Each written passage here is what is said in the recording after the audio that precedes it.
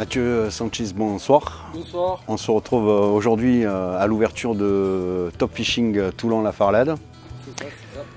Et j'aimerais bien vous découvrir. Donc je sais que vous avez certaines spécialités, notamment une façon de fabriquer ou de faire des cannes à pêche. C'est ça, tout à fait. Déjà, je pêche depuis mon enfance, comme les trois quarts des passionnés qui se retrouvent à travailler dans le monde halieutique. On se retrouve à un moment donné où on a besoin de matériel un petit peu très particulier, avec des spécificités vraiment bien précises. Et là vient le moment où malheureusement il faut se faire soi-même les choses. Et donc vous fabriquez des cannes à pêche? Je me suis construit ma première canne à pêche il y a maintenant 7-8 ans et la demande a été quasiment immédiate. Alors c'est quoi la particularité? Pourquoi on se fait construire une canne à pêche? Alors on se fait construire une canne à pêche, pourquoi? On a accès à l'heure d'aujourd'hui via les Américains et les Japonais, on a accès à du matériel pour se construire soi-même son matériel, qu'on appelle le homemade, et ces gens-là ont toujours été très perfectionnistes dans l'approche et dans le matériel. Donc c'est arrivé en France maintenant il y a une petite dizaine d'années et certaines personnes ont réussi à prendre le virage et j'en fais partie.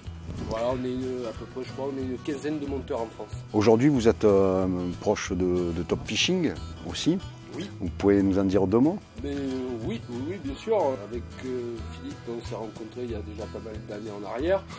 On se connaissait comme ça via des amis communs. En ouvrant sa boutique, il m'a dit écoute, t'es un incontournable, il faut qu'on travaille ensemble. Voilà, donc c'est avec plaisir que j'ai joué le jeu.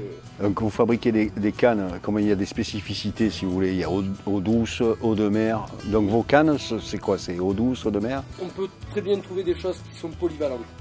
Après, on va s'adapter plus à un pêcheur. Réellement, il n'y a pas trop de différence entre l'eau douce et l'eau de mer. On va utiliser souvent les mêmes blancs, on va utiliser les mêmes anneaux. On va toujours retrouver un peu les mêmes choses. Après, c'est les montages qui vont différer. C'est vraiment après des choix personnels. Donc c'est le pêcheur qui fait la différence. C'est ça, tout à fait. Donc quand vous fabriquez une canne, c'est quoi? C'est le poids, c'est la taille, c'est...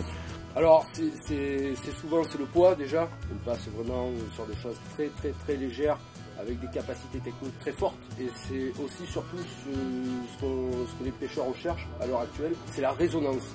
La résonance, c'est la capacité d'un blanc à retransmettre ce qui se passe au fond de l'eau. Par exemple, on a une bande de sable, on va passer sur des galets, on va sentir la différence, on va sentir les galets, après on va arriver sur des herbiers, hop, on va comprendre de suite qu'on est sur des herbiers, et ça c'est hyper important.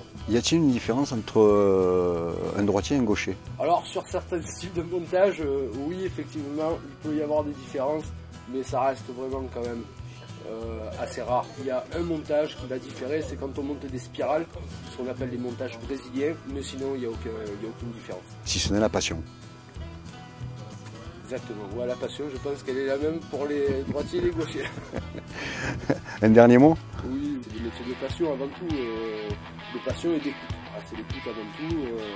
Quand j'étais fishing il y a 5 ans en arrière, c'était une dizaine de cannes, et aujourd'hui j'arrive à une trentaine de cannes. Donc bon, voilà, c'est que ça marche, c'est qu'on fait le job. Eh ben c'est bien, je vous remercie. Merci à vous.